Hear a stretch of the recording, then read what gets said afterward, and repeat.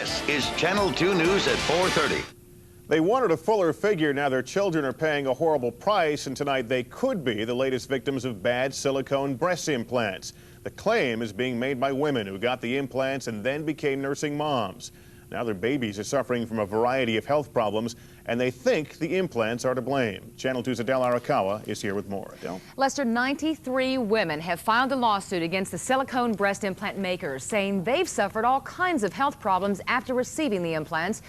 But now, for the first time, several women who became pregnant with the implants and nursed their babies claim the leaking silicone has caused everything from rashes to learning disorders in their children. There were times when I would be going from one doctor to the next, trying to figure out what is wrong with me.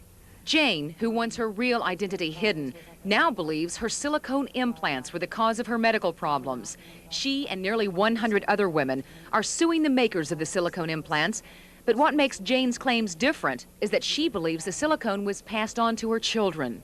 I worry a lot about what I have down the road, just with my health, and what my kids have to think about. You know, is something going to show up in 15 years with one of my 2 children?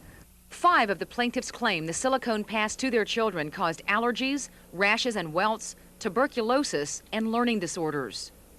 The can of worms that we're opening up, and we're trying to show the public, the defendants, that there are women out there that have breastfed and conceived children and are guilt-ridden now that they did something that might have been so vain but caused such an injury to their children. But some doctors say there just isn't enough evidence to blame the implants. I just have to smile. There's just so little evidence, but it does to me seem like a pretty far-out suggestion. But try telling that to the women who have suffered health problems with no other obvious causes. There's a lot of anger. There's extreme anger in these women. And that is their driving force for wanting to do something about it. Me, as well as, gosh, how many million other women were made guinea pigs without knowing they were being a guinea pig or without giving consent to it. And I think that's unconscionable.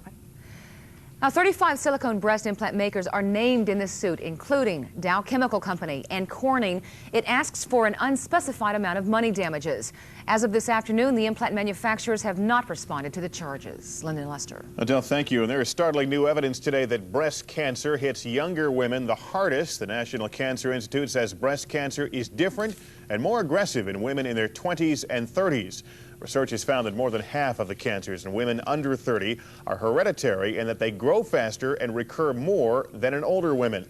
The threat of recurrence is an extra problem for younger women, researchers say, because it causes extra emotional stress and fear.